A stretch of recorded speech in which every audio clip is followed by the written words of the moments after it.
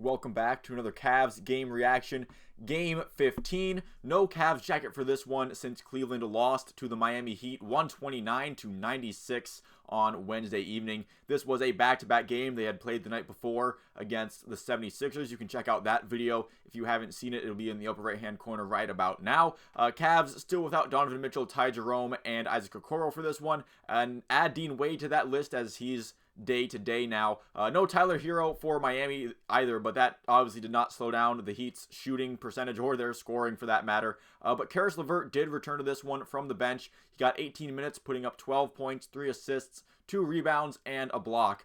So despite the bad showing from the Cavs overall in terms of how the game went, there were some good bits and pieces to pull out of it that you could look positively upon, including Greg Porter Jr., who jumped into the starting lineup. He had a team-high 16 points, also a team-high 5 assists, also getting 2 rebounds, a steal, and 2 blocks in there. So the rookie continues to have a much better than expected year, because I know Craig Porter Jr. looked pretty good in summer league, but a lot of young players look good in the summer league, and Craig Porter Jr., while he might have looked like he could have an impact on this team further down the road, he's leaving his mark right now as a two-way contract rookie. Maybe they'll finalize an actual deal for him, and it seems like he's been as good as you could have hoped for, and more, honestly, with who's been out and him having to step into some pretty big shoes, and he's been pretty good up to this point. Fellow rookie Imani Bates got some garbage time minutes, went 1 for 5 from 3. Those were his only shots. Also had 1 assist, rebound, and steal, 1 of each of those. I would be interested to see him get more minutes in some more important or crucial minutes during these games, but I also do hope that the Cavs aren't really needing to rely on him really much of at all this season. It's just kind of I'm interested in how he looks at this point in his career, just for his development at this point.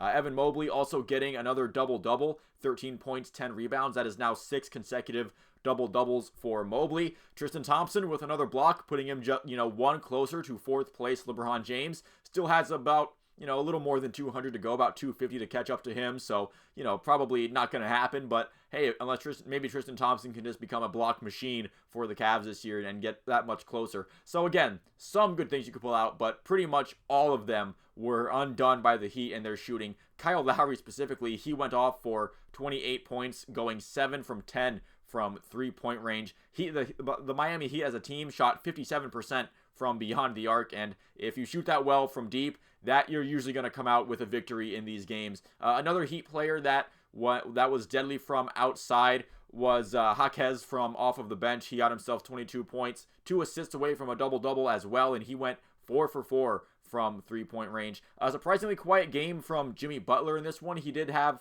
just the 10 points, but he also contributed 9 assists. Didn't shoot the ball all that well, but he did have 2 steals and 2 blocks. So, I mean, it's not the worst game ever from Jimmy Butler, but you do expect a bit more in terms of pure point production. But the guys around him did more than enough to pick up the slack that Jimmy Butler left there. The game wasn't really ever all that interesting either, with the Cavs entering the second quarter with an 11-point deficit. Never really got much closer than that, thanks to obviously the Heat's scoring, but also the Heat's defense making it a tough night for the Cavs. Again, the Cavs putting up only 96 points, couldn't reach triple digits, and just kind of a run-of-the-mill boring blowout of the Cavs by Miami. So the Cavs winning streak ending at 4 games, but I still feel pretty decent about where the Cavs are as a team right now. They faced some tough competition in the past 3 games, coming out with wins in 2 of them against the Nuggets and the 76ers. Maybe they just ran out of gas against Miami. I don't think that's a good enough excuse, but I do feel like that could be a potential reason they have guys out. There was a second night of a